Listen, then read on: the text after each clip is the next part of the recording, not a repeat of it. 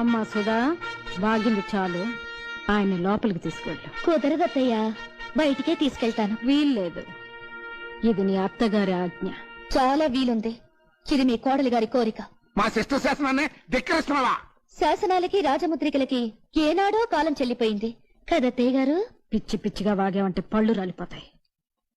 పెద్ద వేషాలు వేయకుండా నడు లోపలికి. ఏంటి తున్నపోతుల అడ్డంగా బలిసి తెగరెచ్చిపోతున్నావు? కొట్టానంటే దవడ పగిలిపోద్దా?